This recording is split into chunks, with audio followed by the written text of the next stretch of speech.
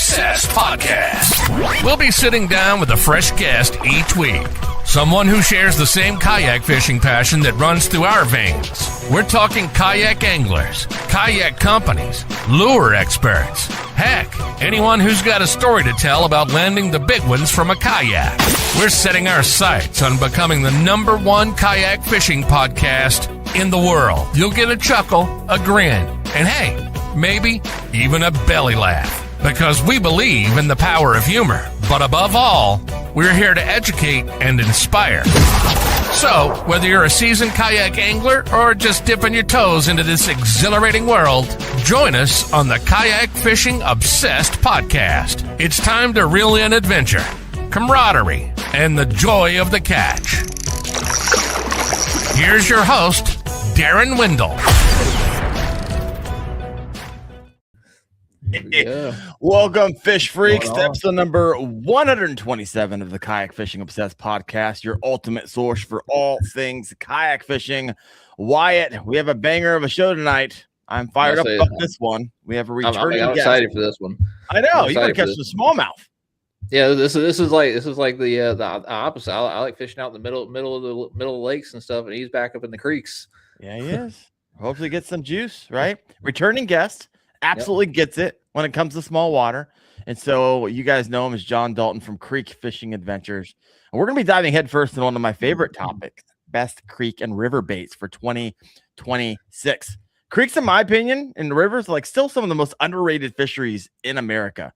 Tonight, we're breaking down the baits that flat out get hammered. So buckle up, grab a notebook, and let's get obsessed because creek fishing in 2026 is about to get dialed. Before we go there, special thanks to the sponsor of the show, Dark Horse Tackle. And so in the box this week, I'm pretty excited about this one. This is going to be a Dark Horse lure. This is the Black Label Balsa with the fat, flat, classic computer chip bill. And for those who watched the channel earlier in the 2025 season, I slayed smallmouth, caught my personal best brown trout, out of the Mad River with this thing. So appreciate you. Thank you so much, Dark Horse Tackle, for making that experience possible. And what I love about all these baits that come in these boxes, if you guys have never had a Dark Horse Tackle box before, these are baits I actually use, right? Not baits that end up going onto the pegboard and me forgetting about them. This is a nice balsa bait. So if you never tried these out, head over to darkhorsetackle.com. Enough of all that stuff. John, Wyatt, welcome to the show. How you guys doing? What's going on, man? Doing great. Ready to talk. Ready to talk. No, it's gonna be a good show. I just got done being on the road for forever last week. Man, that was fun. For those of you who missed it, 2,700 miles. I did this like factory tour. So back before I did the work that I do now as a full-time content creator, I was a VP of philanthropy for a nonprofit, and it was all about relationship building, right? And if anybody knows anything about the fishing industry, it's all about relationships. It's like, you know what? I'm sitting up here. It was -19 when I woke up this morning, wind chill. Like, oh my gosh. I need to go south. 2, I need to build relationships. 3, there's a lot of factories and ways things are done that I'm just literally ignorant to. And so I was like, you know what? I'm going to reach out to Yak Tech. Love to do a factory tour there. And then I looked around what's nearby there. I was like, oh, Cashin, my favorite rods. And so I'll go in and do a factory tour there. And then after that, stop by Missile Baits. And then after that, stop by, where do we go next? Oh, Bonafide and Big Adventures to do a factory tour there.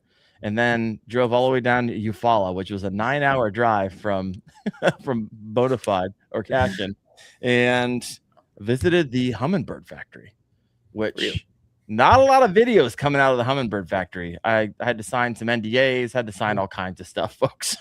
And so there's going to be a review process for that video, but I believe I'm going to be bringing y'all something that no one's seen before because they don't allow people to really video what I videoed. So this is. Wait, are you allowed to show this? It has to go through the review process. Yeah, I can't show it now. I literally have to edit it, and then I have to send it off to them. They're like, "Oh, yeah, well, you got it. That was too zoomed in. You can't show." It was wild. If you want to accidentally send any of that stuff over on right. Sorry, I meant to send that to somebody else. I think Wendell stuck in a camera that he didn't tell him that he had on. He's just like walking around. Oh my gosh, it's all right here, folks. If you were to break into my house, everything you need to know is one of those micro SD cards. There's only one or two SD cards around your house, right? Yeah, just one or two.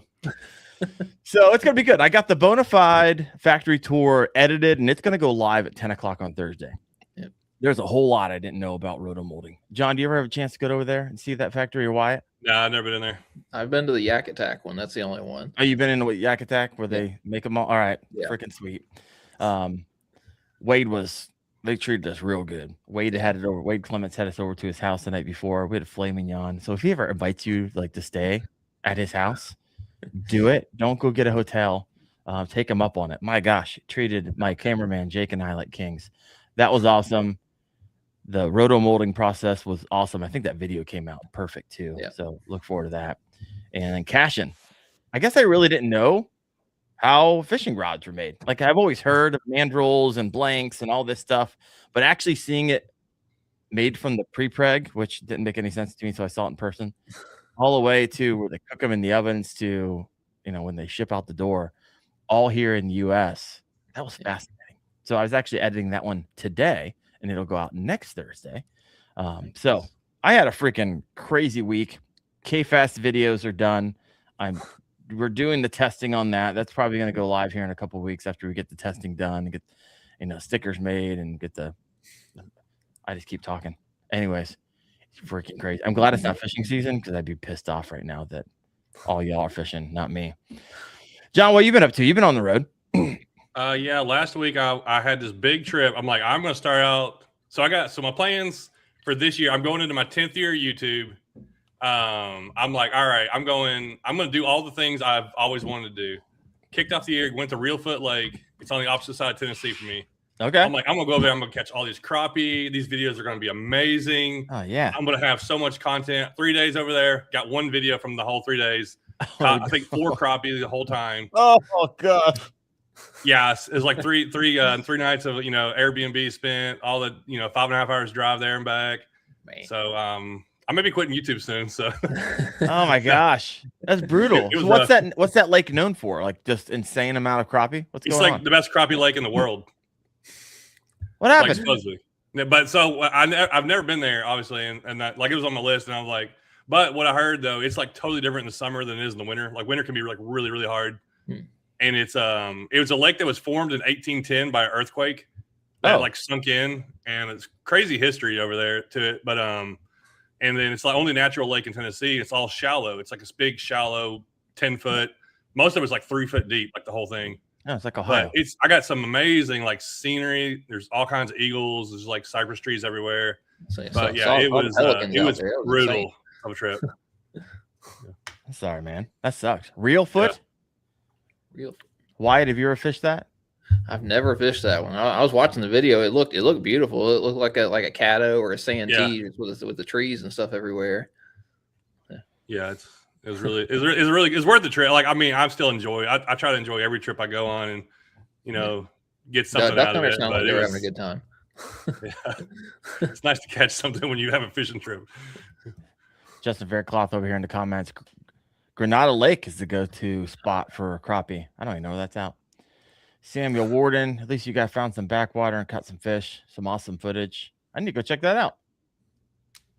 Yeah, I got a lot of B-roll, a lot of B-roll in that video. 10 years on YouTube, and you're only like a few thousand away from 200,000 subscribers, right? Yeah, go ahead and subscribe if you're watching. Need 4,000 more to go. All 4,000 of you listening live right now. Yeah, all y'all. Let's get them over the over the hump tonight. So, interesting enough, I just got, if you're on YouTube in the back end office, I mean, the dashboard, it's like, hey, mine just popped up at 2. I'm at 5 years. It's like, man, it goes by so freaking fast. It's like, I can't believe it's been 5 years. So I got some time I need to catch up. I'll be catching up to you, John. I hope to hit 100,000 silver play button this summer. And I'm sure here just in a couple months, you'll be 200,000. Unfortunately, you don't get any type of play button for that, do you? No, I think 100,000, then I got to get the million. So no, just $1 million. you know, Oh, I don't know about that 40 one. years later. Yeah, exactly. Goodness. Wyatt, have you been hammering them? I saw a photo pop up in my feed, and I don't know if it was like an older photo or if it was recent. That was from last week. I got a couple hours and I ran out the lake and caught back-to-back 7. I caught like a 707 and a 727. And we all hate and then catfish, and more catfish. 2 back-to-back 7-pounders. Yeah. A 7-pounder is my personal best here in Ohio, and here he is catching them back-to-back. Yeah. Oh, I need to go fishing. You telling you went screaming by here. And I did. I honestly thought about it. Oh man, this is wild. Like literally, what would happen? I would drive 9 hours, get up the next morning, film from like 8 to 12, drive to the next location, get in at like 8 or 9, and wash, rinse, repeat for 5 days straight. I actually did get some fishing in. Got my first bass of 2026 down on Lake Gunnersville. So I went out with both of the Hoovers, Austin and Chad, and it was a windy day. It was a nasty day. They probably wouldn't have went if I didn't press it so hard. I was like, I need to catch a fish. And I didn't actually catch it on Gunnersville. I went back in this little cove, and Chad's like, hey, if you look on your map, there's like it's like a quarry. So if you get out of your kayak and walk up, you can walk around this quarry and you can fish it. And I popped 4 in like an hour. I was like, oh man, you haven't caught a fish in a month and a half. I tell you what, just the smell of them, like take a hit off them. My goodness, it was amazing. All right, where are we at? Tonight's show tonight, best creek and river fishing baits of 2026. And Wyatt and John and I were texting today, and Wyatt's like, oh yeah, I need to learn that creek and river game. So here we are. John, welcome back. For the folks who caught your last episode, which was a while ago, what's changed the most for you in creek and river fishing since we last talked? It would have been it was 8 months or so. I think I had since I've had you on. Yeah. This is what, third time? Oh yeah, third time's a charm. This is gonna be the best one. Best one, I'm sure. I don't what's changed. I think a lot more people are fishing creeks and rivers. They're going shallower. Now I just did a whole river build, kayak river setup thing where I cut up an Old Town 120 top water, the paddle version, and put a motor on the back of it. Why? I don't know if you've seen. I've never seen a video of anybody doing one except for Jake. Jake did one, and I've had the idea forever. And when they were on sale, I bought one. Bought it myself. It's like $1,100 delivered to my house when they were on sale because they were dropping them. And then I'm like, I love this kayak, so I put a motor on it. And then, that's another thing is like last year, I think it was the first time I had a motor like in the summer. So this year, starting out, I'm going to be like being able to run up rivers and creeks and get into a lot more little tighter accesses. Yeah. Just the lighter kayaks with motors, the more access you can get into little spots.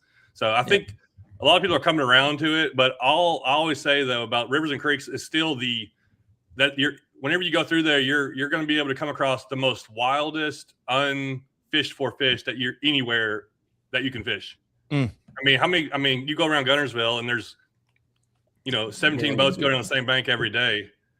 You catch fish, but I'm just talking about like pure wild and pretty aggressive. Not used to people and more aggressive usually because the way it sets up. But and there's a lot you can actually throw in order to catch them. Like you don't have to get all wild and crazy with your baits. They haven't seen a lot of these fish don't see too many baits very often. And I think it's easier to throw anything and catch more fish there because they're more reactive. They're all fighting for each other, and everyone's different. And some people will take like say skinny small waters like these big rivers. Big rivers are totally different. But like these small skinny stuff is get the whole panel laughing here real fast. Chad Hoover, it's like picking up girls in the Appalachia. Yeah. Whew. I don't even know what to do. Where do we go from there, folks? I don't know. No, I love my buddy Jake is actually in the comment section. Daring about Unleash the Beast on the rivers here. That is true. Jake and I go out midweek and there's a bunch of rivers around us, and man, they're just loaded. I remember going out and being like, we would catch 30, 40 smallmouth on a 7-mile float together. And that wasn't like the season where that's not like even into spring. So when spring comes around, I plan on hammering them. I love it.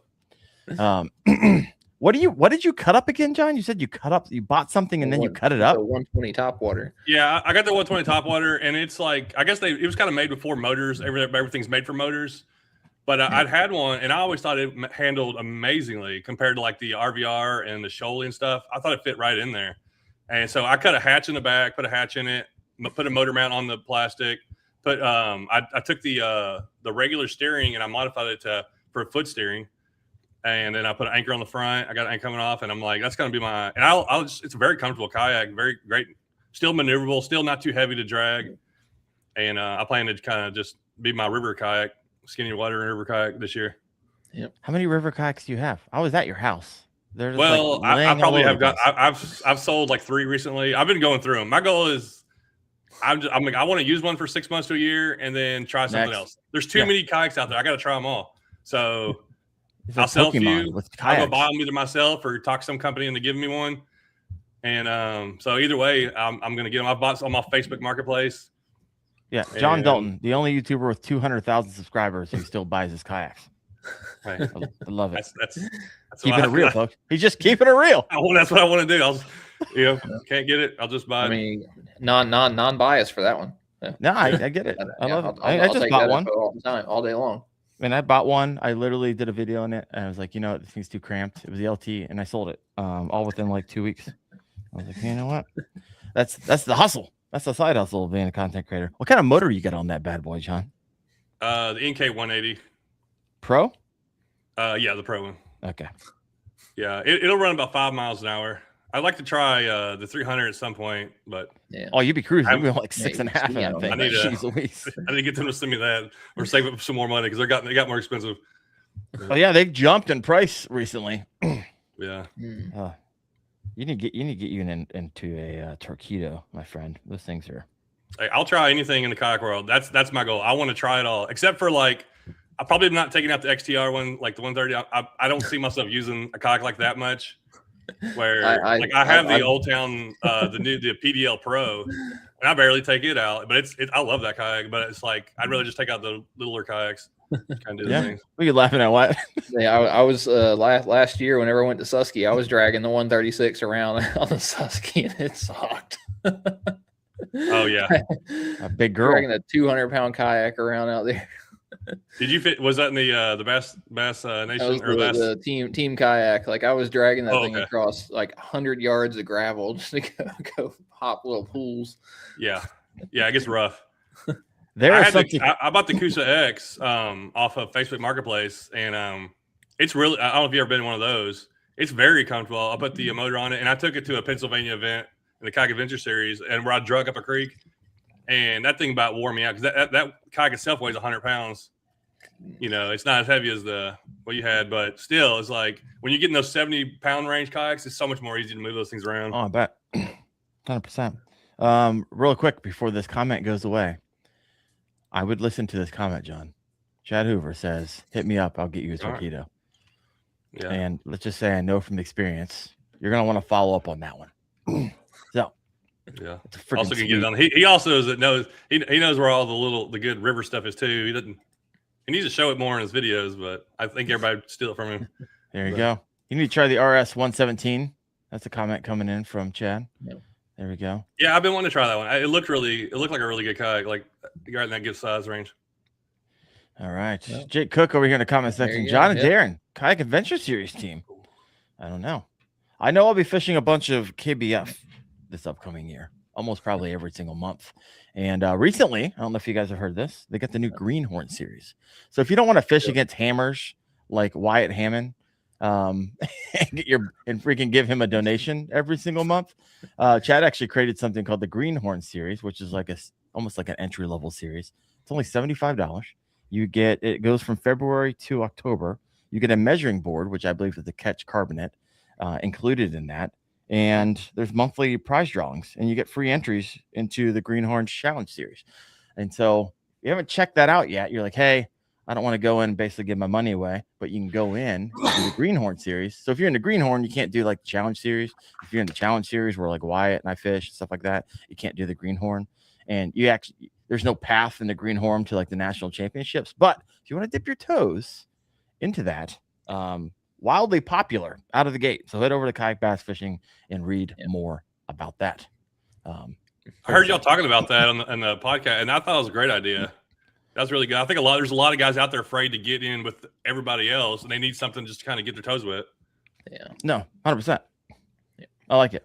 I have a lot of people actually write me after the podcast last week. Like, hey, tell me more about this. What can I do this? Or ask me questions about it. I was like, oh, I guess that makes sense. When I first started, I was like, you know what? I don't want to I'm seeing the numbers these guys can put up. You can see it. It's like 100, 110. Wyatt catches 116 in 3 hours. I don't want to fish against those guys, at least not until I hone my craft. And so the Greenhorn series, I think, was a brilliant move. Well done, Mr. Hoover. Yeah. All right, there you go. Wolf of Walmart. Hey, that's my speed. Greenhorn. It's the right price. You get your measuring board, which I think is a good idea. Catch is awesome. So it's freaking awesome. Yeah. All right. Let me hop over here. There's so many comments. I'm going to move away from the comments, head back over here to the questions.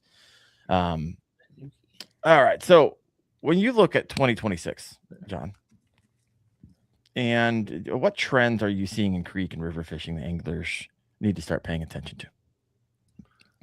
It's probably been going on for a little while, but I'm usually late, even to this kind of stuff. I'm always late to the game, but you're leading the pack. You're not late to no game. You've been doing this for decades. Well, if I see somebody doing it before me, I feel like I'm late.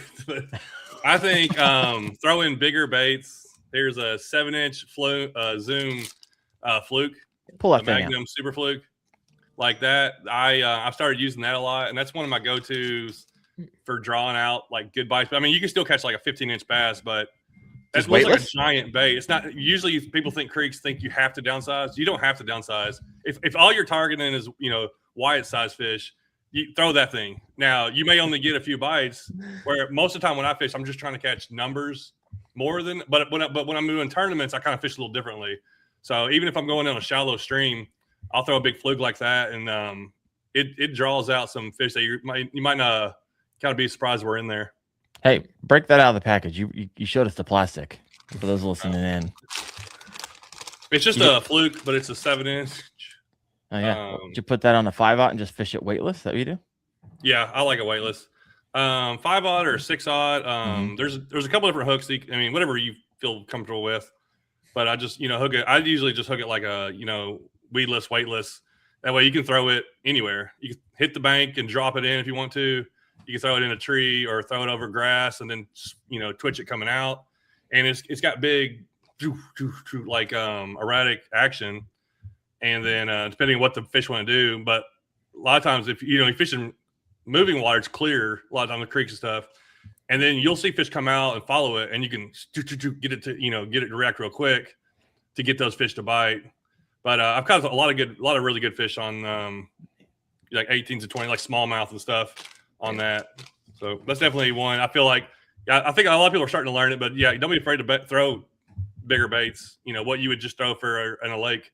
Yeah, a lot of times you hear the whole size down when you're going through the creeks, and I've been seeing the opposite. It's been fun to watch. So, what's your favorite rod reel line setup for that particular bait? And then are you brand loyal to? No, you're not. I've been in your garage. You have 17,000 different brands. I still buy my own fishing poles most of the time. I mean, I get some from people. But there's nobody that's supplying me with an endless supply. So John, I want to try all things. So anyhow, I mean, you can a 7-foot medium heavy with 40-pound braid, straight braid. Oh, you go straight braid most time, yeah. With like a coarser braid, not like the smooth. That's one thing I have learned.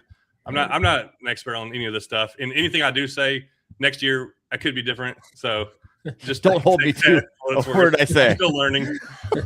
But I love it. So you said smooth braid, coarse braid. What are you talking about? Help me out here. I don't know. I don't know what the different brands are, but there's you'll get some braid. It's like smooth casting braid. That stuff when I'm using it on heavy things tends to I've broken off a lot more. Where if you get like a coarse braid, like a 4 or the 4-strand or whatever I think it is, okay. It kind of seems to be more abrasion resistance from what I've seen. Yeah, it's so interesting. Yeah.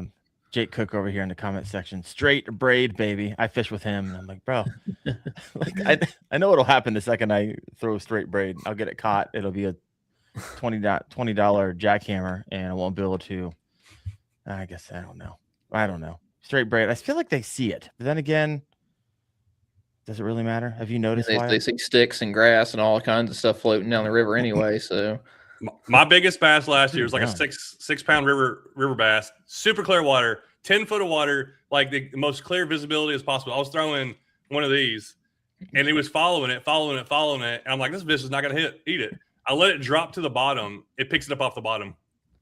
Straight braid and everything. Like, it didn't care. If that fish wants it, they don't. Yeah, I don't think they care too much. Yep. Black Oak Outdoors 88 Power Pro V2 Super Slick is my go-to. So he's like, what you said, John, but the opposite. Yeah. It still catches them, you know. So you don't think it matters at the end of the day? Why you don't think it matters? So I got the guys are asking about like 4-strand versus 8-strand and what he said coarse braid. Like I'll use coarse braid, that 4-strand, 6-strand stuff for vegetation, salt water, anywhere where I need abrasion resistance because it seems to hold up a lot better. But that like 8-strand stuff just casts. Like if I'm not around anything crazy, it gets picked apart because it's like super like cotton hair thread. It gets picked apart pretty easily on rocks and stuff. But it casts a little better. So it's kind of like what you're saying, that balance. Okay. So here's a question for you, John. Wyatt. Do you think baits are getting better or anglers are just getting better at using them? There's more information out there on how to use everything. I don't know. I feel like the more I fish, the less I fish I catch sometimes. So going downhill. I don't even know. Up 200,000 subscribers for crappie, folks. John Dalton. There's more out there to try, and I don't really experience the thing where people are like, oh, they haven't seen this bait before, because I'm like in rivers and creeks where you can throw the same thing every day, but I mean, they do eat different baits at different times. Sometimes ones are better, but I could probably stick with my same 5 lures anywhere I go, and it's going to work. And that, just got to find what they're doing. What time of the year it is makes the biggest difference. Okay. Well, break that down for us. Yep. The biggest thing I've learned that from like my thing that I feel like I have actually learned and like solved something in my mind where I never saw this before, because I did do fish creeks and rivers so much, where like early spring, once fish move out of their winter holes, say like March, April, depends on the weather, is they will be in super fast current that you wouldn't think they'd be in. And that's where I'm going to go with a lure like the bluegrass bug or shameless plug. Oh, what? Did I what? Did I mention? I mentioned. I do the same thing, bro.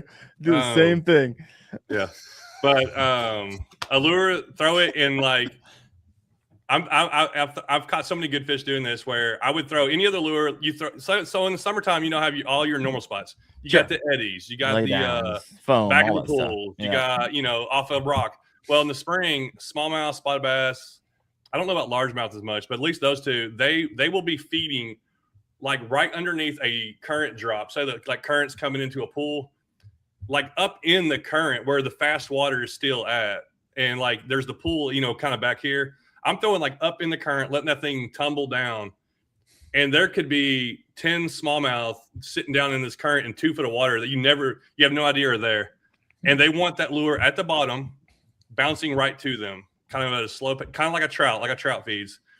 And that's something that I've really been able to dial in. And at the right times, even in the summertime, they can still eat like that. They can be up in that fast current. That's how I did really good on the Susky last year.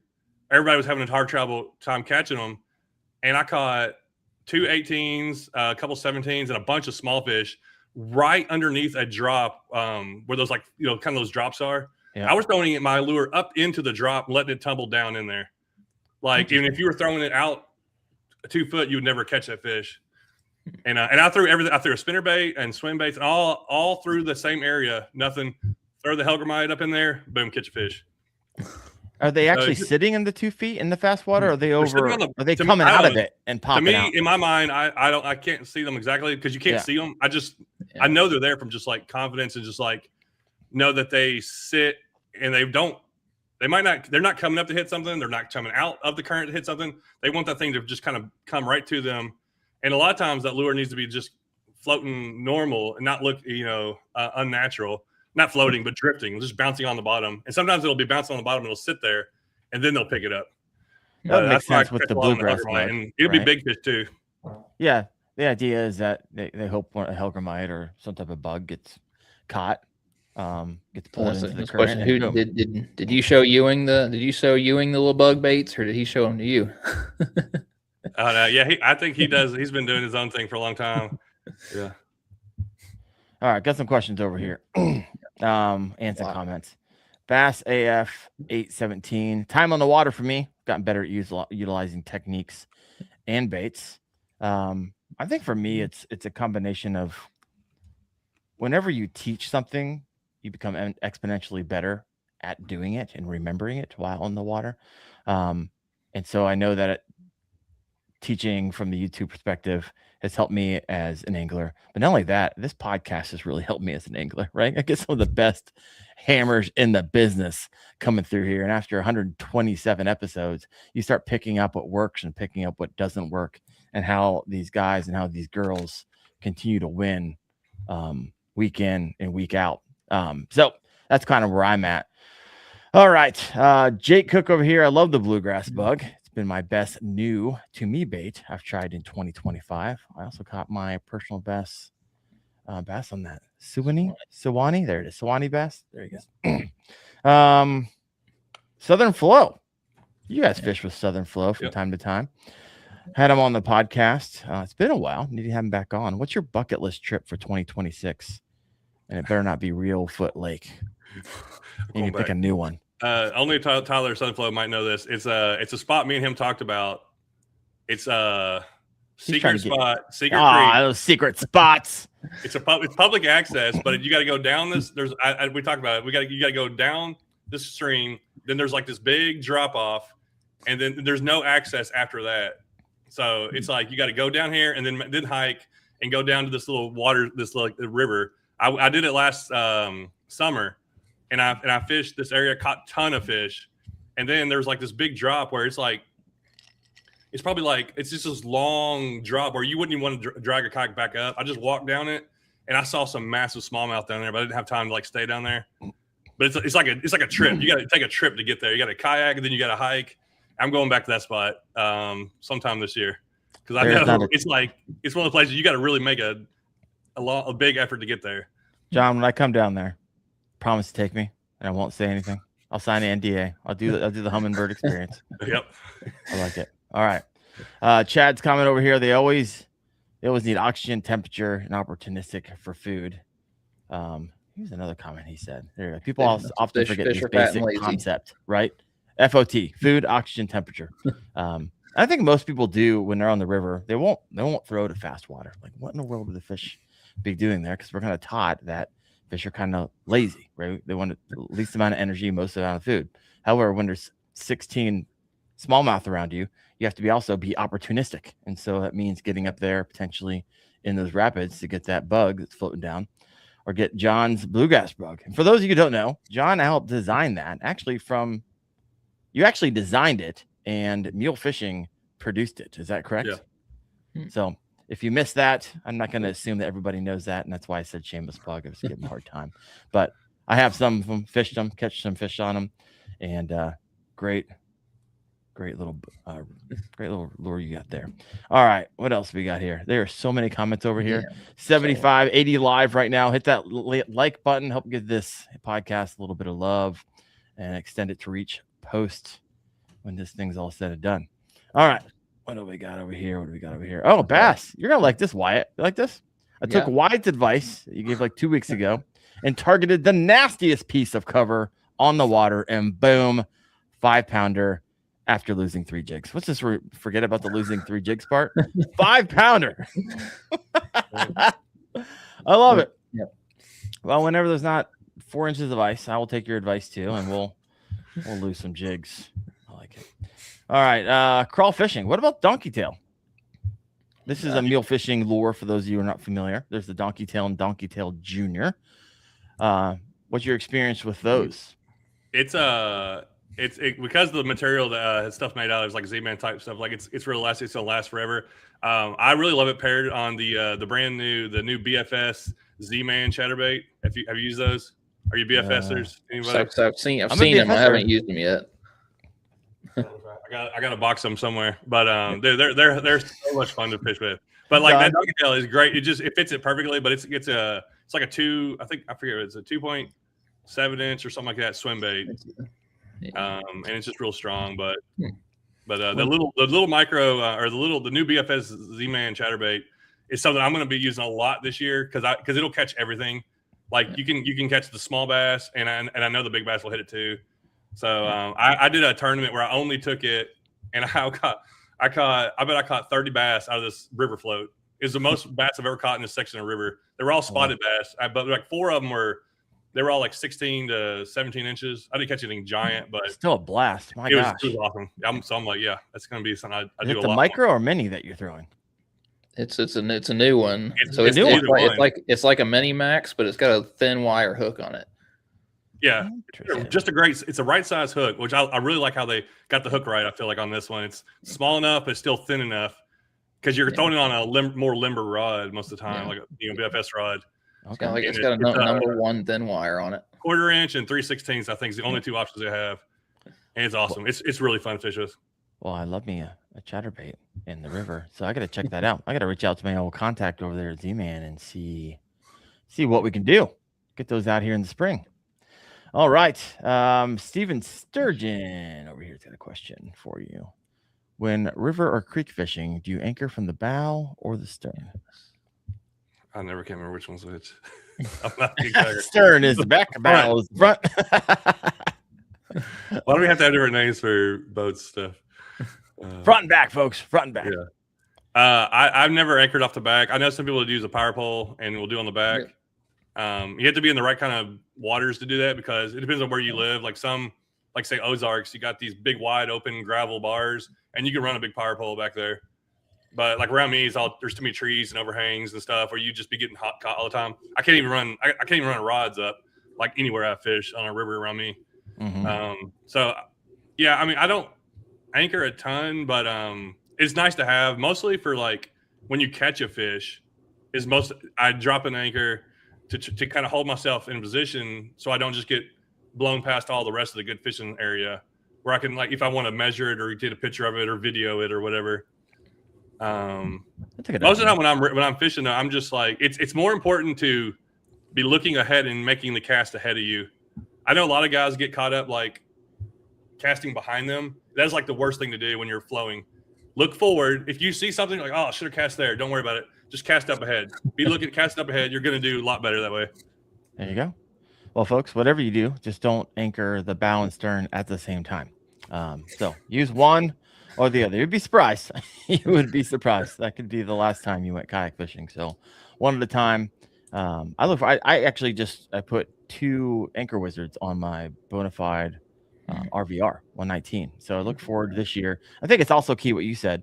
When you catch a fish, you can slow down. And for me, a lot of times you'll catch a fish and you're moving pretty fast. And if you fight that or it gets you caught up and then you look up, you don't realize that you just went 30 yards down. And now you got this giant tree you're about to go in front of. So if you could drop that anchor really fast, you could stop and land your fish without getting yourself into trouble. I'm looking forward to really utilizing those a whole lot this upcoming year. I got my RVR all rigged out toward the end of last season and got a bunch of good fishing in, but didn't actually get to utilize those yet. So I'm excited about that. Oh my gosh, the amount of comments that are coming through are pretty incredible. So I'm going to move over to some of the questions I did here. So if you had to pick one bait that screams 2026 creek fishing, what is it and why? And it can't be the ones you already chose, right? You got a 7-inch fluke. You got your bluegrass bug. And so walk us through. Oh, he's got a good one. What do we got? All right. I brought this. This is something I started using last year. And I will definitely have it ready to go all over. And it's the dangerous Bass Mafia loaded swim bait. And I really like the 5-inch because you can throw it on like any rod. You don't have to bring like a special rod, I don't think. I can throw it on just a medium heavy. I can throw it on my spinnerbait rod. You know, so because I'm always taking a spinnerbait rod, like that's one thing I always have. So I can just kind of go back and forth. And this thing, I've gotten a lot of really good fish. It's easy to throw. It doesn't hang up with a lot of stuff. And it gets good bites. And it's something I feel like I have confidence in. That's like, all right, if I'm just going down a river, like, all right, I just need some good bites. I'm not like, maybe I'm just in a tournament or whatever. That's something I can throw. And I feel like it just does really well. And where I think I maybe started using it last year in the spring. I don't remember when it was, but it'll definitely be like a kind of a go-to starting out this year. So Wyatt, when you're out there fishing your lake, your lake tournaments, you always have the opportunity to go upriver. You ever get tempted to go up there on the bike? It's kind of tough out in the main lake. All the time. Do you ever do it? Oh, or just get tempted? Just tempted. I'm going to channel my inner Drew. I get a little claustrophobic in there. Okay. So not something you've really ever done as a strategy. All right. I've been up canals and stuff in Florida and gone up, but not during a tournament now. Got a question over here from. Yeah. I got a lot of questions. I'm gonna hop back over to these. A ton of them. From Rick Sitz. John mentioned 5 same lures pretty much work everywhere. Which 5? Yeah. There it is. Yeah. If I'm in night, folks. If I'm somebody says, hey, you're gonna go float this river, and you know nothing about it, you got 5 lures to bring, a spinnerbait, and you can get specific, but it's kind of more about what time of the year. A faster one, and the hotter it is, and slower it is, probably like a more slower style. But spinnerbait, a Hellgrammite, probably like just a 3-inch swim bait, and I also gotta have my yum dingers. Oh my gosh, you're stupid yum dinger. I fished with John. This thing, I could see it from like 3 miles away. He used the brightest yum dingers I've ever seen in my entire life. Just a simple swim bait. What's that called? Like, it was some weird name too. What is it? Yeah, it's bubblegum lemon swirl. Yeah, bubblegum lemon squirrel. It looks like a traffic cone. I've got a traffic cone. My PB largemouth, 7.5 pounds, and 2 over 5 pound spotted bass, Alabama spots on it. And I've got a lot of big bass on that thing. Sweet tooth, I guess. My goodness. Spinnerbait, Hellgrammite, freaking the loudest yum dinger ever made. What else you got? And probably I'm going to go to either. Well, I don't know. It's going to go back between one of these, either something like this or something like a big fluke that I can kind of go upsize and be erratic with, something kind of change of a pace. But that's 4. Is that 4? Oh, you got one more. It's so funny. Earlier in the show, John, you're like, oh, one of these boxes around here. You ever been to John's house? He probably has 65 boxes just full of lures. This is everything's in a box. Necessarily a big fish catcher. It will catch big fish. This is a go-to. This is just a fish catching copper. The Rebel. It's a Rebel crawl. Oh, there it is. The crawl. Just a Rebel crawl. It just catches fish. So it is. What I didn't hear in those 5. No, there's a million lures out there, so it's hard. But you said those are the top 5. I didn't hear any. There's no topwater in here. I don't. You can bring a topwater. Oh my gosh, it's like the funnest bite in creek and river fishing. I don't know what it is. I'm the worst. There it is, Jake Cook. Thank you, Jake. Chapo. Yeah. Most people will, but I usually catch more fish than most people. So no, I'm just kidding. I just don't have. I do not have a confidence in topwater unless I know they're hitting topwater, and then I'll throw it. Most of the time, I feel like I fish with people, and they'll get a bite or two, and I'm over here, catching fish, and they're like just waiting for bites. I'm like, yeah, okay. Oh my gosh. It also depends where you live. Like that's the thing. Is like every area is a little bit different. Every creek's different. Yeah, out where Tyler lives, like Southern Flow, like that. Those creeks are way different than my creeks. Like over here, mine come out of the mountain. His are like flatter, graveler. They hit topwater way better than they do over here. And his are predominantly smallmouth. Where around my area there's a lot of spotted bass, which they hit topwater good, but it's like spotted bass, largemouth streams, and then I got to go a little further away to get to more smallmouth stuff. Okay. They're colder streams too, a lot of them because they're coming out of the hills, so that's different too. So I don't know, but yeah, I don't know. I love. I mean, topwater's fun, but I feel like I lose so many fish on topwater, and I just don't have as much confidence on it. No, I hear you. Chapo 75 around here is just money, but it's the shallower, gravelly, warmer. We call it chop o'clock up here. Whenever the sun comes out, usually around noon, I usually switch over to the Chapo after being on the Z-Man Gobius, usually the entire morning. And man, that is such a fun bite, especially when you get like 15 to 20 hits on topwater and then the pike come out and try to nail it and most of the time miss it and shoot it in the air. My gosh, get all jacked up. I got 2 months until I can throw a line in the water.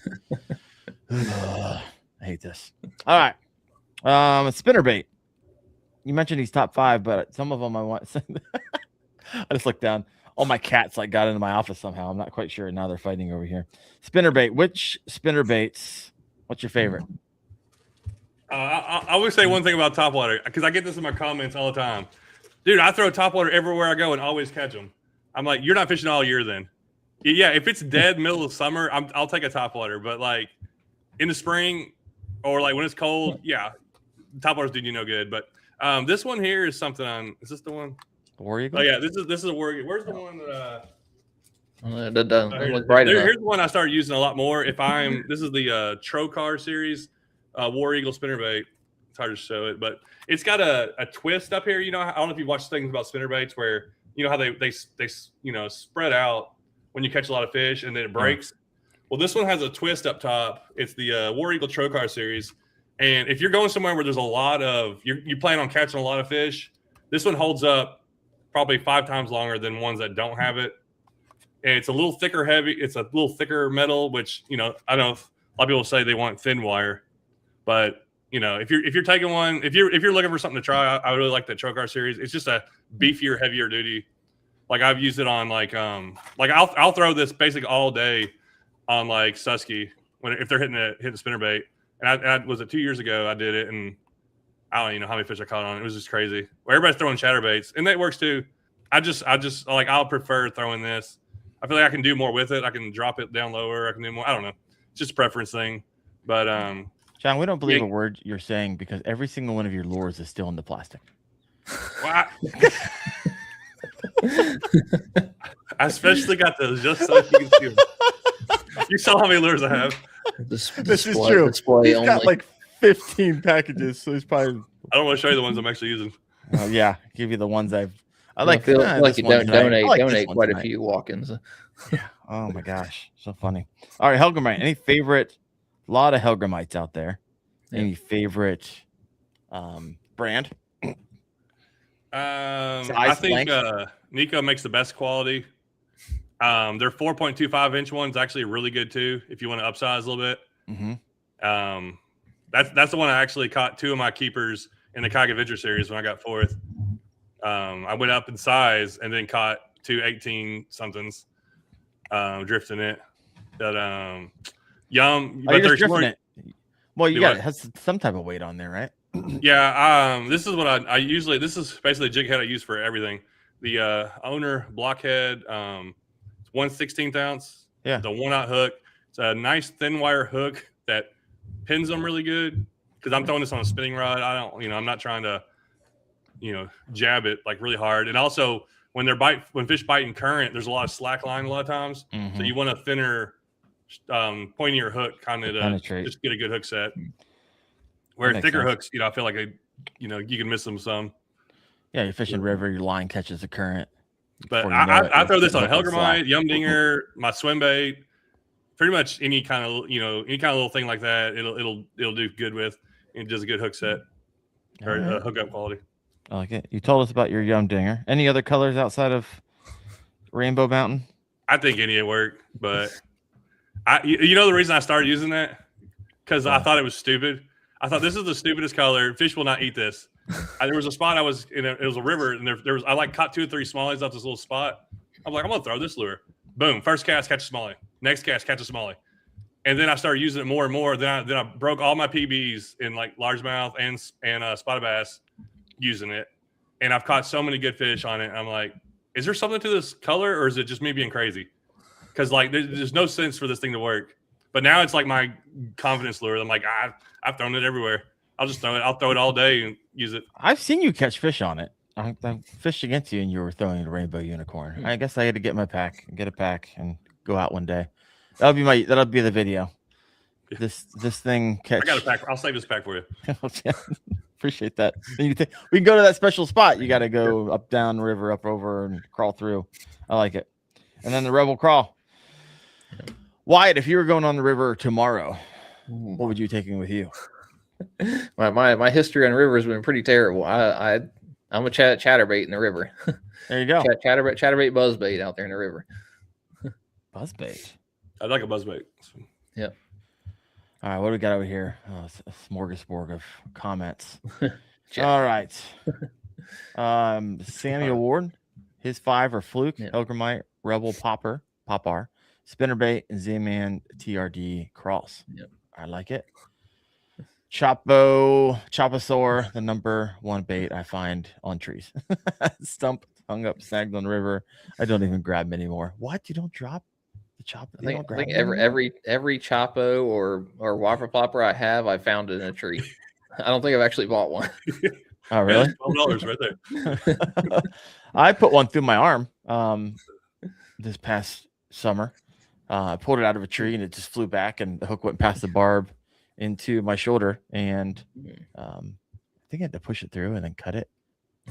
Dustin Hoy was with me, but he made it happen. All right, more questions. If you got a question for Wyatt or John, go ahead and throw that in the comment section. We will circle back to that. I have a smorgasbord of them. Let me see what we got here. How do you normally find these streams that you're fishing? You just like Google Earthing and just seeing if there's a public access somewhere? Everything you can think of. It's just like I know a guy. Yeah, knows Google Earth. I'll just get bored and look around Google Earth and be like, just follow creeks and rivers and look. I'm like, oh look, that looks like there's a pull off on the side right there. I wonder if I can get in there, and then I'll go drive to it someday. Or I have spots marked from 4 years ago that I'm like, I'm gonna get to that one day. There's apps, waterways. What's the there's one that's a Georgia only one. That's was it Georgia Waterways? I got them all somewhere on here. Paddleways, the Georgia River Guide, Far Wide, and then you can use one. There's like All Trails. It's like it shows you trails and parks, and I'll use that sometimes to like look up parks that are on creeks, and that's a lot of my spots go or so like that. Or like people like, oh, they're like, yeah, I walk by the creek every day. I never thought about fishing it. But they're like walking the trail, and I'll go to places like that. That's a lot of my wading spots, places like that, where you just greenway, anywhere there's a greenway, most times along a river or stream. I'm like, I wonder if anybody's fishing there. So I'll fish anywhere though. It doesn't. I mean, like if it's water, I want to fish it. Like I don't care what it looks like or what's in there. I want to try them, and then just all kinds of looking. Anything you can look on, and just driving around. I'll be driving somewhere. I'll drive over a bridge. I'll mark that place. I'll mark that creek. I'm like, oh, it looks like a good size one, and I'll go back and like follow it, later, and be like, look for access. Or if you know there's a river or creek around you, like I get this message like every day probably. Somebody's sending me a message. How do you find things? Like first off, whatever the rivers are in your area, just type that in Google and type in canoe spot. Like just do access, that, and you'll be surprised how much stuff comes up. Like there's a lot of information online if you actually like type it in and like search for stuff. What's you ripped off like 4 or 5 apps. What's your favorite app? Which one do you find yourself? Someone mentioned in the comments doom scrolling apps. I mean, usually just Google is like, because you just look for things around you, or if you know there's a river or a creek around you, there's something within an hour of your house. You're like, I've driven over that place. Let me go look. Or you're on a lake and you're like, oh, this is the mouth of such and such creek. Well, I wonder what's up it, It's just like, you just have to have a curiosity, I think, for it. And then once you start looking, like I find places all the time. I found this new little creek access an hour from my house. I just went down this back road and it's a WMA and never knew it was there. I don't think it's kayakable, but I caught a couple of bluegill out of it, and I'll definitely be back to kind of explore it some more in the summer. But then I tracked it back and it runs into the Tennessee River. And I'm like, But then I'm like, okay, well, where's the closest ramp to that? So I'm going to go run down the river to go up a creek to kind of go exploring. But that's the thing about especially the things about creeks and the smaller creeks and stuff off the rivers.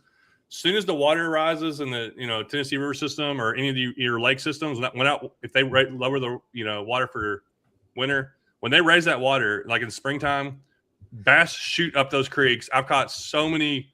I'm not talking about, I ain't catching 10-pounders, but 2 and 3 pound bass in this much water all the way up the creek as far as they can get to the first shoal. They push way up those little creeks that's where I do a lot of wading. I'll like hop around these little wading spots I got and and just catch them. Gotcha. All right. I have a bunch of comments over here. I'm trying to follow along. Got a lot of people commenting. I love it. Yeah. Jake Cook, like on X Hunt, shows public and private lands. Yeah. How much do you put a lot of thought into that, John? You just like, hey, you know what, I'm going to go and I can talk myself out of any situation. I've only been asked to leave one place, and I've been to thousands of places. Really? Just once?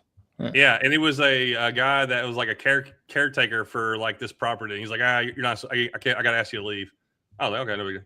I go to see. This is the thing. I talk to all the TWRA agents in Tennessee and everything.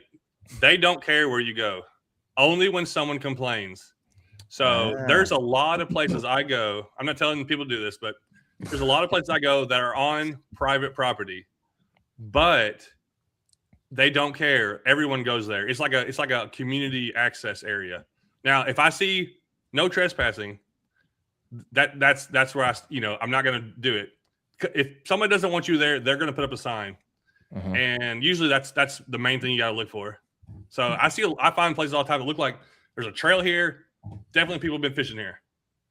I'm going to walk down it and go explore it. Yeah. Georgia's a little bit stricter on some of their laws, so. And I've heard Colorado's like the strictest. I've never been up there, but you got to kind of just.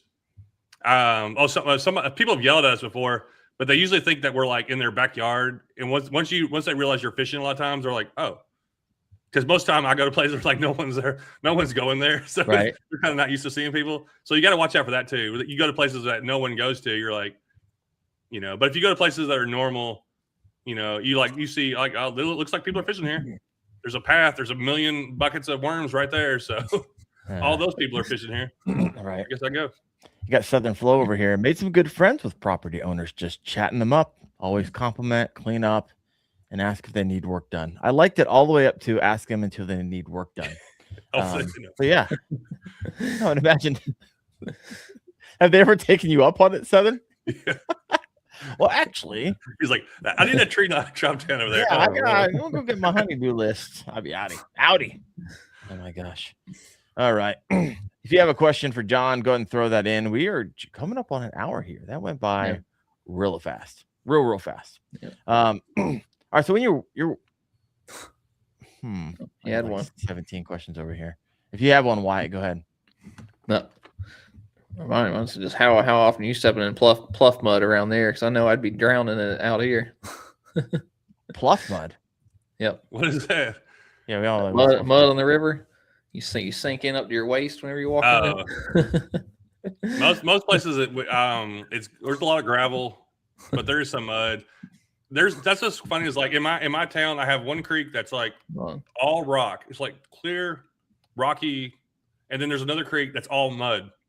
And muddy ones are like you can't really. I've caught some good fish out of it, but there's like no. It's so hard to fish because the banks are all mud. That means there's trees down everywhere. Yeah. So it's like you can't kayak it, you can't wade it because you can't see it. So muddy streams around me, you really can't even like get in to access them.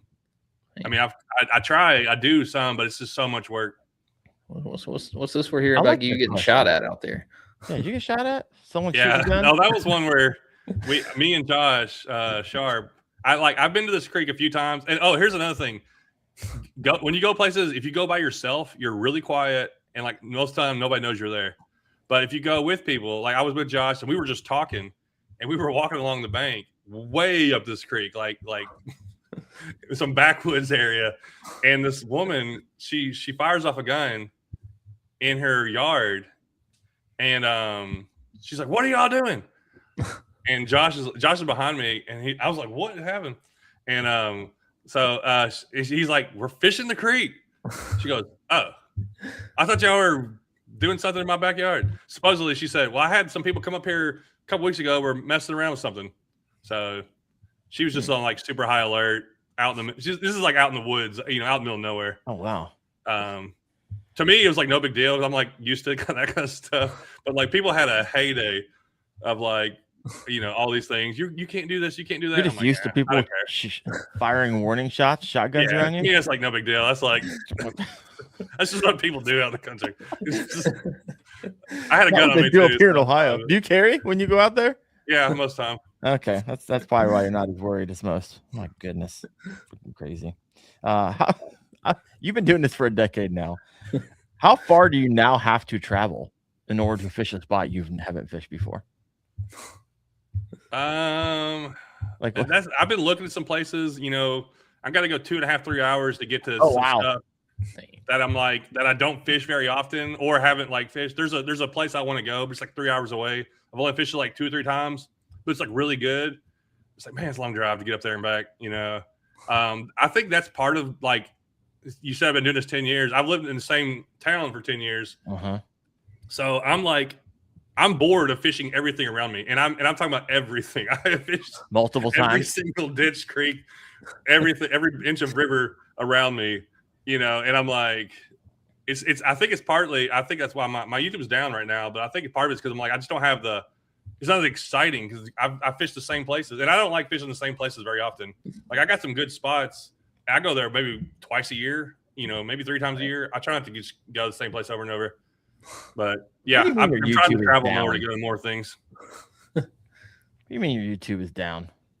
Nah, just like views, and I feel like I don't know. I just been a little slump. Views are down. Everything's down right now. It's also January. Yeah, it's also part of January, but it'll as soon as March hits, it starts taking back off usually. Yeah, January, February is tough for content creators in the fishing. And I can't like small creek stuff. I just can't do in the winter because those fish just shut. I'm talking about small creeks.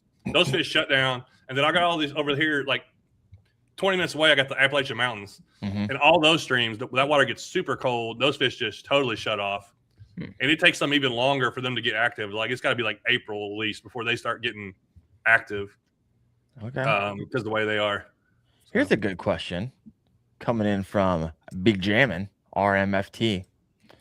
What's the best shoes for walking creeks? Because I know when I go up to Pennsylvania and I start wade fishing, I almost have to get like felt boots because if I wear like sandals, I'll just tear my feet up because the boulders are like this big. When your feet falls down in them, you crush your toes. But those are pretty big boulders. So do you have a go-to?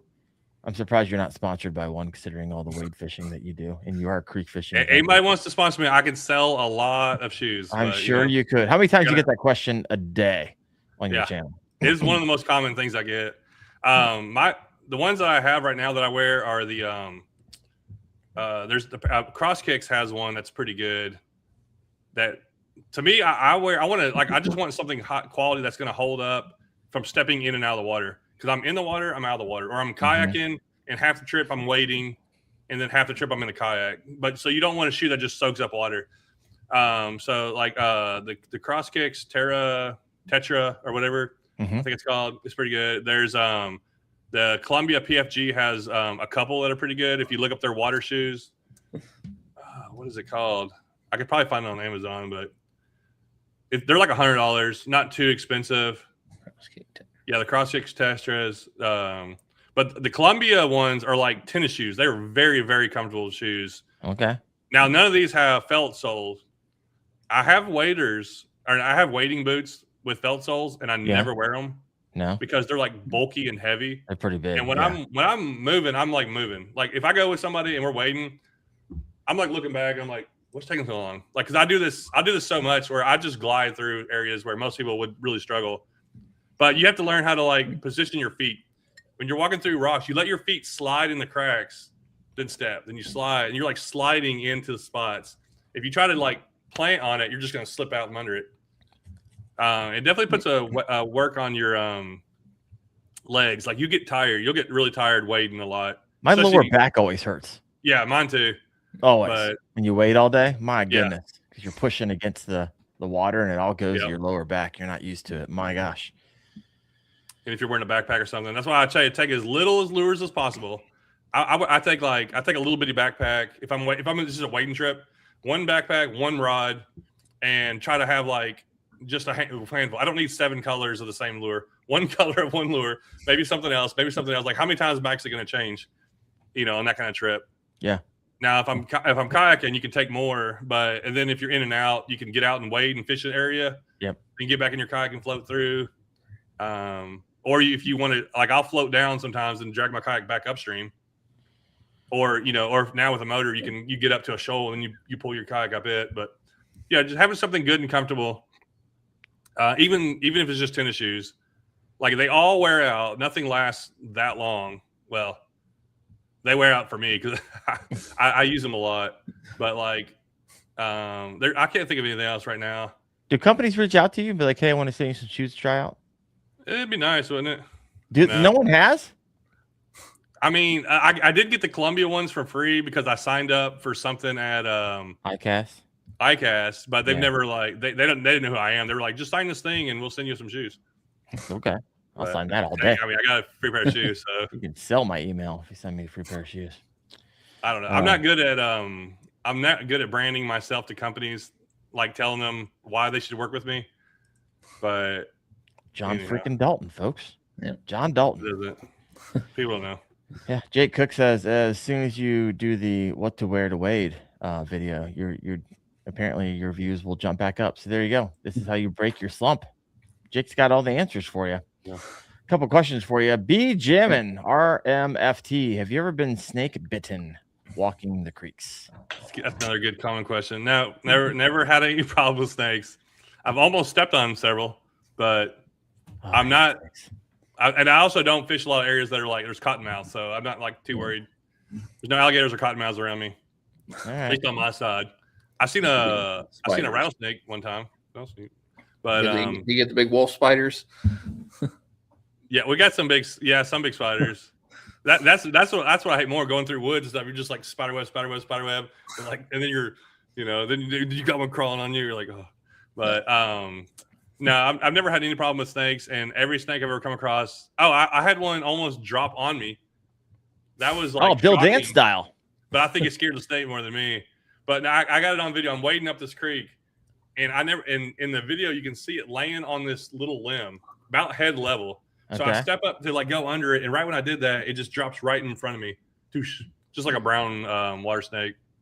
But snakes will run. Snakes, I hear them all the time. Like I'll be waiting or something, and you just hear, and you hear, really?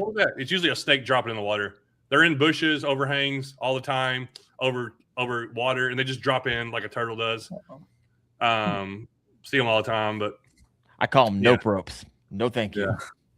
I don't want nothing to do with that. That holds a lot of people back, like from walking through woods and walking through creeks. People are scared to death of snakes, but like, do you know anybody that's ever been bit by a snake? Now it can happen. You can step on one and cause it to bite you, but most of the time they're not. They're running from you. Usually. Yeah, I'll still do it. I'll walk through there. I just don't like seeing them or hearing them plop. I think you got a better chance like weed eating your yard to get bit by a snake than you do probably like out in the woods. I believe that. I'm not saying it's logical. I'm just saying it's in my head, 100%. Yeah. All right, couple other questions here. What do we got? Real Stupid Fishing. What a fantastic name. I love it. He's even got an AI logo for that. Went wading last weekend. It was around 30 degrees here in Kentucky. 0 fish caught. Any tips for cold water river fishing? Yeah, if I'm doing this, which I'll do it some, like I said, it depends on where you're at. Mm-hmm. I feel like I don't have around me. There's some rivers that are good for winter fishing, but if you're like doing a creek, I'm looking for deep water, the deepest water in the creek, and that could be 4 foot deep. And I'm gonna fish really slow with like a hellgrammite or a jig. I'm gonna throw it out, and I'm just gonna let that thing sit. And if there's like how you see like a root ball, and that's like there's probably a fish hiding in that kind of area. Let your lure sit there on the bottom for 4, 5, 10 seconds before you pick it out of there. Because I watch them, you'll see them in clear water, and they'll come over, especially in the wintertime, and look at your bait for like 3 seconds, and then just like really slowly eat it, and you'll never feel anything. So when you pick back up, kind of pick up soft, just see if there's something holding on to it. Because sometimes they'll hold on to it, but if you jerk it away, they'll just let it go. But if you pull up soft, they'll kind of grab it, and you're like, is that a fish? And you just got to ease it away and see if he tugs back on it. But I mean, for me, it's just slow, especially in creeks. In like small water, it gets cold fast. And you might even be throwing right in front of a fish, and he just looks at it and never picks it up. That happens a lot too. Yeah. So how do you keep from spooking fish when making like repeated casts in skinny water, real shallow water? Do you have any like techniques, or do you like, hey, I'm going to throw, this is a honey hole, and I'm going to throw light lures and switch out a little bit heavier, so I'm not splashing hard on the cast, so they all spook, or you not really think about that a whole lot? If they spook, you're not catching them. The fish that spook, because I've seen people throw, I mean, you probably have too. I've seen guys throw a 10-inch glide bait on top of a largemouth bass, and I've watched that bass come hit that lure. So to me, I don't think it's spooking. Spooking, like when you spook them, like people say that, it's usually you walk right up into their area and then spook them out of there, like out of their area. Yeah. But I don't, if your lure spooks them, and because that happens sometimes, you'll throw in like, oh, that fish just swam off. Well, if he did that, he was not looking to eat. And you're probably not catching that fish, because they hear something fall in the water, they're going to be running to that. Right. Yeah. If they're, and it depends on where you cast. That's where, like in the back of the pool areas, like they may in the summertime, they're just kind of hanging out and they're not wanting to be bothered. You throw in there, that fish swam off. Well, he wasn't going to eat most time, anyways. All right. From my experience, I mean, if you stay in there all day, you might have getting that fish to bite. For me, I'm moving, I'm going quick, making quick casts, moving fast, getting those aggressive ones, and moving on. Yeah. So how do you usually fish with a buddy when you go river fishing and you do a float, or you're like, hey, I'm more of the mindset of going by myself, motoring up and then floating down? How's that work? Or are you just like, hey, I usually just wade and I walk up and I float down? I'd rather go with someone, because then you can just flow. To me, my favorite way to fish of all time, other than wading like a really good smallmouth stream, is just floating a stream. No motor, just let the current take me. We got 6 miles. We're going to put in here, and we're going to take out 6 miles later.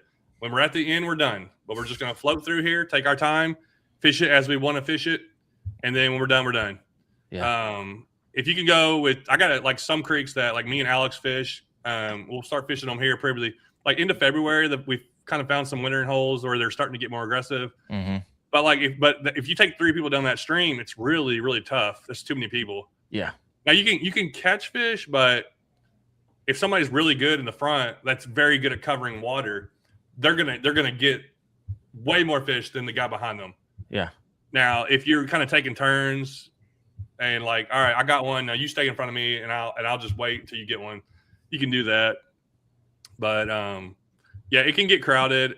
That's where I do like going. Some streams I'll like to go by myself, to just like, you know what, I'm gonna go out here. And maybe I'm going to just go downstream and come back up, or go upstream and come back down. But I'm going to fish at my own pace, take the time I need to. No one's rushing me. If you go with somebody else, sometimes they can be rushing you or slowing you down. Sure, pushing or pulling you, 100%. Yeah, and then there's so I do love going with people. It's more fun to go with another guy if you learn how to fish together, and you can help each other out. You can you're excited for each other. You can take pictures for each other, help video. Obviously, that's about the, if I don't get a video out of it, it's a fun day, but it's like I did all that and don't have it in the show, so I got to get a video. I got to, and sometimes that's why I go by myself, because I'm like, you know what, I can take my time. I'll see more animals. I'll get better underwater footage. I can just sit on places that I know there's only a few fish, like especially wading creeks. I want to wade by myself because I can fish it at my own pace, and I get those fish. Where if you're wading with someone else, it's really hard to kind of share the water. Yeah. On skinnier, if it's something skinny water. That makes sense.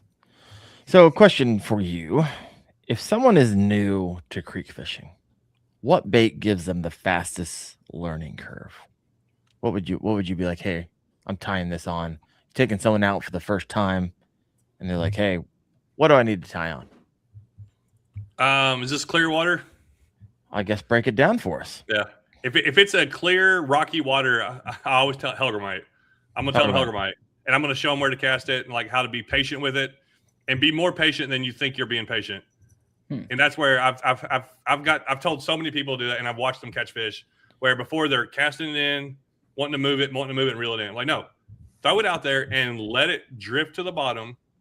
Don't even hold your line. Let it fall to the bottom, or let it fall in current.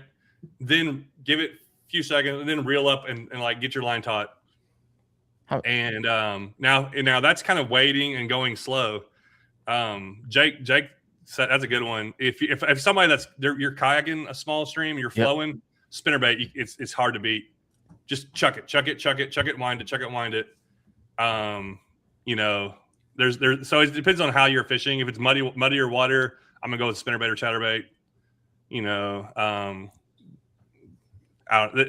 It all depends, but it's I think you kind of just need to don't rush anything. It's like even with spinnerbait or chatterbait, you can just slow roll that thing sometimes. I've seen it like big changes where we were fishing a spinnerbait and I'm like, they're not hitting it. Let me just slow down my roll retrieval just a second slower, and boom, you catch twice as many fish. Or you start getting bites where they're like the whole time they've been following it, but not biting just because I've been going too fast. Yeah. So I think throwing a lure and varying the way you fish it. Don't just only fish it one way. Vary how you're doing it to figure out how to get more bites. Same thing with casting. Cast everywhere. Like some people are like they only look for they're only looking for the foam. I barely catch fish out of the foam. I catch fish way more places than I do out of the foam. Okay. Like I'm hitting all these other spots that most people aren't making casts into. The foam's not the home for you. Yeah, it can be, but it's like there's lots of other places where fish are too. Yeah. I had someone say they caught a 10-foot alligator on a DT6 earlier. That'd be a wild ride. I caught an alligator when I was really young before. I was down in Florida. I didn't obviously get it all the way in before it snapped my line, but that was fun. Jake Cook, foam is the home. There it is. Yeah. Johnny Bennett, do you have better luck wading up or down? Like, are you? I like this question. All right, well, break it down for us. It's because it depends on where you have access to. So if I have a lot of creeks that are like I got one access spot, and I go upstream or downstream. Sometimes going upstream is not the good section. It's like it's not a good area. Maybe you got to walk half a mile before you can get to deep water. So I'm going to go downstream. So people are like, you should always wade upstream. That's a thing people say. Always wade upstream. I'm like, well, what am I supposed to do? Walk all the way down like the bank and then come back up it, or walk through it and then come back up? So no, I've caught plenty of really good fish going up and downstream. It's more about casting in front of you, casting out there, casting ahead of you, and then walk towards while you're reeling. Cast ahead of you, way out, hit this bank over here. Not right beside you. The fish has already seen you.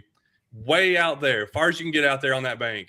Look up here. Oh, is there any rocks in the middle? Is there any trees over here? They're looking like 20, 30, 40 feet ahead of you and be focusing on things like that. If you're coming up on, like a riffle and then, cast into the riffle and let your lure go into the, pool, or cast and reel your lure through the riffle before you get up to it. Most people just don't understand that they're like wanting to fish off of like a bank of a lake. I love how people walk up to the bank of the lake, all the way to the edge, and then just bomb a cast. Yeah, I'm like, there could have been a bass right there on the bank, right there. Yeah, and that's where everyone in the boat's casting to, right at your feet. So I think either way is fine. And I've heard if you walk downstream, you're just disturbing the, you're kicking up dirt. Well, you know what fish do when dirt gets kicked up? They start eating the things that get kicked up. I've heard everything, but like I said, I've caught big fish and lots of fish doing it both ways. But it's more important where you're casting and like looking at things. Like, all right, here, there's a good pool over there. Let me get in position and then cast into it. Or let me cast and hit the edge of it and work my way into it instead of getting too close to it. And be watching. I catch so many fish by just seeing things. And y'all done this on the lake, but I think you can do it more when you're standing, because you see everything a lot of times. So you make a cast and then you see something just swipe and you're like, what was that? I saw something there. Let me make a few more casts. Was it 2 summers ago? I caught like a 5-pound spotted bass wading up this little stream. I can't remember what I was throwing. Oh, I was throwing a fluke, and I was like, they're going to be killing this fluke. I had it in my mind that this little fluke was a 4.5-inch fluke. I had it in my mind, this is the thing that's going to work. I was like so confident. So I'm going up the stream. I catch a couple little ones. I'm like, okay, we're catching them. I come up on this nice little pool. It's like a little pool at the back of There's the back of a pool, like a little drop off, probably 4 foot deep. There's like a little tree sticking out. I throw up in there, twitch. Should have caught something. I throw up in there again, and I just see something just barely come out and move. I'm like, something was in there. I make 5 or 6 more casts, nothing. I'm like, all right. So I put a Yum Dinger on. It was actually a Morning Dawn color. Yum Dinger, throw it in there, let it sink, and all of a sudden, boom, line goes tight. 5 pound spotted bass, and there was another one with it. It was one of the craziest catches like wading I've probably ever had. But like, if I would have just been set on that lure, thinking in my mind, this is what they're going to bite on, I wouldn't have caught that giant fish. And if I hadn't been really paying attention to like little things happening, I would have never known that fish was in there. So I think just being very visual and really just watching and then a lot of times that's where you find out where the fish are. You walk up and all of a sudden you see a fish swim out of like 2 inches of water. Like, what was that fish doing right there? But okay, that gives you a clue. Like, okay, now I know that they might be in way shallower water than I think they're in. Mm-hmm. And I think that's the biggest thing too. Or another thing, not the biggest thing, but another thing, people don't realize where fish are. They could be anywhere. Like you got to make casts everywhere and really be picking places apart till you kind of get it dialed in. Do you ever fish the Zemangobius in the rivers or creeks? No, I don't think I've used it. Oh man, I've seen that thing. I love it. Yeah. All right, we're gonna do final questions. We're gonna land this plane. Wyatt, you got any questions for John? Anything that's been popping in your mind? I think we got most of them picked over through the comments. I know, this is good. Wyatt, what area are you in? I'm in Central North Carolina. Oh, okay. Yep. Are you like Cape Fear River? In the, flat area or on the mountains still? Flat area. Okay. Yep.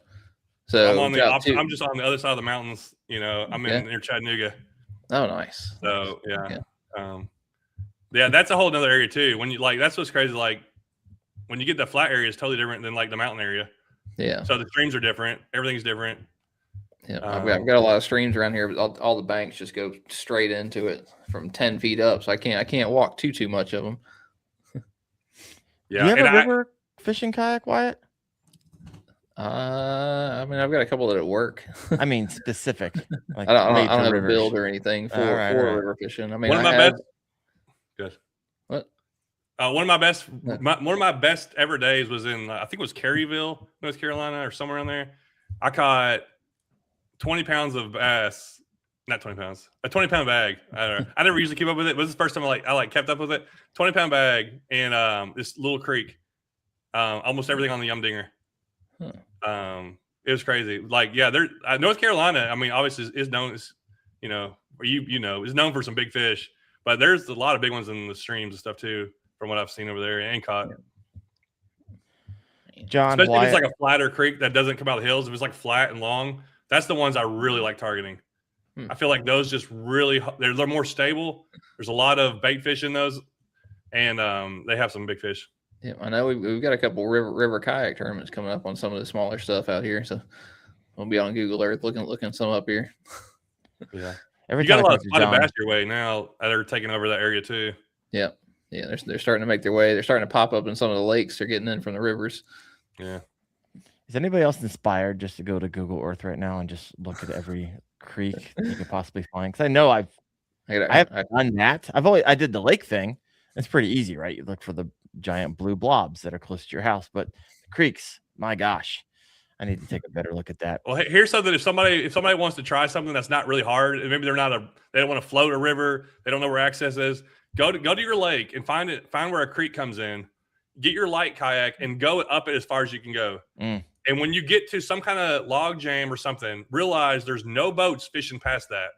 So whatever you can get past, those fish probably aren't getting near as much pressure. So drag your kayak up past it, go up a couple of them. I think people will be amazed. They're like, you might not catch the biggest ones if you're just only targeting big fish, but you can catch so many more fish. And I've done it so many times where it's like, especially spring and summertime. Not in the wintertime, they kind of move out of there a little bit, but when it gets spring and once it gets warm, those fish they're way up those streams and aggressive. They're feeding up there. They're going up there to eat. That's the thing too. Yeah, that'd be fun. I need to do that more often. Sometimes when that lake bite is dead, I need to switch. switch it up a little bit. The Wyatt Drew and Gregory John. approach. Yeah, right. Yeah. Are there any new or emerging baits you think will blow up this upcoming year? I heard about a bluegrass bug. No. Are I don't you gonna know. make that party unicorn color for your bluegrass bug? Yeah. Oh, yeah. We already have a pink one. Oh, do you? Yeah. It's not the It's party thing you got going on. We have a little trouble. We're not as big a time as Yum have all those colors. Bass does have that event on the Susky, so. Do I? Bass does have the event on the Susky this year, so. Oh yeah. Anything that caught your eye, you're like, that's interesting. The Z-Man BFS chatterbait is going to be huge this year. People are really getting into BFS, but you can also throw it on a lighter, like just your lighter casting like crankbait rod probably. Yeah, that's going to be fine. Just if you're looking for something that's going to be just catch fish, like that thing will just catch them all. It's just a catching fish thing. Now I'm usually not the one to go to for like targeting big fish, but I look for lures that just catch fish. Like I just want to go catch fish. And I find out that there's a lot more people that just want to catch fish rather than are only targeting big fish, So that thing. I don't know what else. I heard there's some new BFS glide baits. Hopefully, I'm going to find out this weekend at the Tennessee Fishing Show. I'll be there and Spro made the Chad like yay big now. The 2-inch one or whatever. It's like a little 4.5, 5 inch. There's something like a 2-inch one that Buka came out with. Like two. I did the little multi-segment one, the little swimmer. Yeah, I got to get that. I'm like, I want that so bad. It looks really cool. But yeah. Also, you're right about the Well, I got I just bought a 5-inch the one from Walmart, the Mike Buka one. Just like those things are really good, but now that he's making them cheaper, I think more people start using those. Yeah, like the resin ones are really nice. Like those are good river baits too. But most people don't want to throw like a real expensive lure. But if you can get it for $20 or whatever, those things catch good fish. Yeah, I've got the little Buka ones, the little tiny ones at work. I'll grab one, send it to you. Oh, okay. Yeah. I'm supposed to. Well, I'm going to the fishing show. Hopefully he's there. Okay. I don't know if they'll have it or not, but like we have a big show this weekend in Knoxville, and it's supposed to snow for like 3 days. So I'm like, hopefully the roads is fine. But y'all get snow your way. Where I'm from. Yeah, we got the Columbus Expo coming up in 2 weekends, so I'll be there. Oh, okay. I'll be there Friday, Saturday. Also, Aggressively Average Anglers are going to be there. A bunch of other buddies, a lot of people. So I look forward to bouncing around. I won't be in any booth. I don't like sticking around at booths all day. I still like going around, walking around. And I might actually put one of my kayaks in a there's like a contest put on by Raccoon Creek Outfitters for like fully rigged to the gills, and then there's another one with like simply, as simple as it gets or whatever. So I'm gonna bring home a trophy. I'm tired of looking at Wyatt's background and seeing all these trophies. I can't win a tournament, but I can win a kayak rigging tournament. Here's my trophies. Yeah, there we go. It looks monstrous if you put it right there in front of the camera. Yeah, freaking long arm that trophy. Yeah. Last 2 questions for you both here. Well, real quick, someone's asking in the comment section. John, are you going Friday? Tuesday? Yeah. So I was talking to Wendell earlier. We were talking about your travel and everything, but I started going up there and setting up a booth. So I've gone the last 2 years. Now it cost me more. It cost me probably more than I make. I try to sell hats and I'm gonna sell bluegrass bugs, but it's in the Knoxville area, and the amount of people in that area that watch my channel are just like people I know is crazy. I will talk to people the whole time. So for me, it's like a thing that I'll be at a booth in the kayak room. If anybody watching knows where that's at, it's easy to find. But I just like talking to people. I've been doing 10 years. There's some people are like, oh, I used to watch you when I was little. I'm like, that's nice. Yeah, you're becoming legend status. It just really means you're old. I just kind of use it as like a meet and greet for a lot of the fans in the area, and it's just fun time hanging out. Yeah. You go to talk to John, buy one of his hats, folks. You don't lose money going up there. Come on. Bring some cash. How much your hat's going to be so they come with exact change? Probably $30. There you go, folks. I think $30. Walk home with a creek fishing hat. Sure. 2 questions for you. Oh, I lost it. Where'd it go? All right, here we go. Nope, lost it again. If listeners remember one thing from this episode about creek fishing, baits, anything we talked about, what should it be? What was that again? If listeners only remember one thing from this episode, what was the most important thing that came out of your mouth tonight, John? I don't know if I said it, but it's like, don't be afraid to go and try anything, even if it looks shallow, or you drive over on a bridge and it looks, that doesn't look like those fish. There's so many deep holes in creeks that like you can't see unless you go walk them or look for them. There's so many places. There's so many good places out there that people drive by every day and don't even try. So don't be afraid to like stop anywhere and fish it. And especially if you're just fishing for multi-species, like you're just trying to catch fish. Yep. The best places are usually right in the middle of town, right under bridges. Like I've caught so many fish in the middle of my town where I took you, Wendell. I caught my first Coosa bass. You put me on it. I'll go to that spot in the summertime. I can catch 15 fish in that little area, and it's like it's only 2 foot deep. So, and there's so many places. And also, I think the biggest thing is casting and like looking.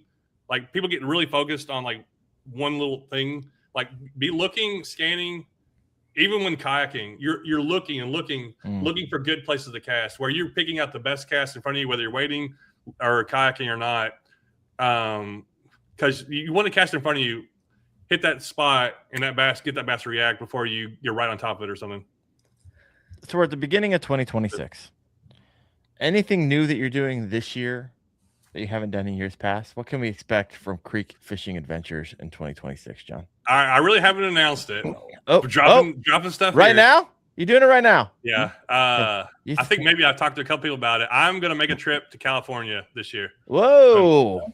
Boom. I'm turning 40 in a month, 10 years of YouTube, coming up on 200,000 subscribers. Everything's coming together. I'm like, all right, I got to do it. It's time to do something crazy. I want to go catch.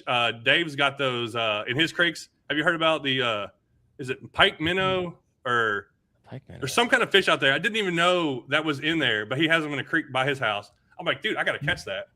So I'm going out. I want to do, I don't know whether I'm going to drive or fly, but that's going to happen this year. That's on my main thing to do. That drive would be brutal. And also a giant write-off. Man, look at all the water you get to go across. You would never make it there, John. You stop by like 70. It's going to take you 75 days to get out to California and then 150 on the way back. Extended trip. Oh my gosh. Anything else? You're going out to California? My goal is to do like bigger things, do things I've never done this year. I'm like, I just kind of feel like it's a time to kind of just try new things, try going places. I might try to go to, I'm going to do like probably 2 or 3, maybe 4 of the Kayak Adventure series. I really love those. I might try to go to that, the one that I think it's Bassmastering. Is it in Caddo or in Louisiana? You're in Wyatt land. Caddo. Yeah, I'm like that. I've always heard about that. I'm like, man, this would be a good time to try it. I want to try doing some cool things, like things that just I've never done before. I'm like, you know what? Let's just try some different things this year. You ever fish up here in the Caribbean or the Midwest? Ohio. Yeah. A few times. Come on, get up here. Yeah. I'll take you to my hunting holes. You have a good time. Creek fishing.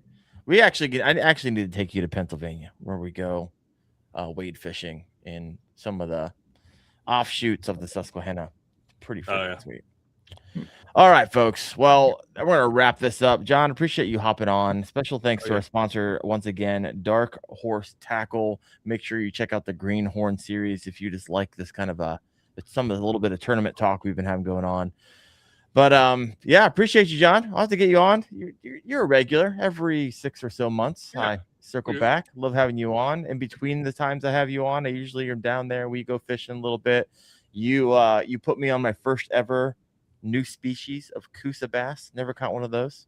So we almost died by lightning storm afterwards, but nonetheless, we pulled that out. Got it right before. But yeah, I always appreciate you, John. I love your content. Love what you mean to this to the industry and to kayak fishing. So thank you for what you do. Appreciate it. Wyatt, appreciate you as well. And we will see you next Tuesday night, 8:30 p.m. Eastern on the Kayak Fishing Obsessed. I can't think of who we have because I booked them such a long time ago. Do you remember, Wyatt? I can tell you. Achigan fishing. Oh, a Shigan. Yeah. There we go. We're going to talk more smallmouth fishing indoors. Come on. We're back to back smallmouth. Shrinko's next week. There we go. And if you guys have any thoughts of anybody who want to hear on the show, you're like, hey, I'd love to hear Darren interview this individual and Wyatt interview this individual, go ahead and leave a comment on the podcast or Facebook, or just DM me or write me an email. But hope you guys have a fantastic week. I hope it's not as cold as it is here in Ohio. My goodness, -19 when I woke up this morning. Wild. Why do I live here? I need to go down where you guys live. So, all right, folks, you guys have a good one. See you next week.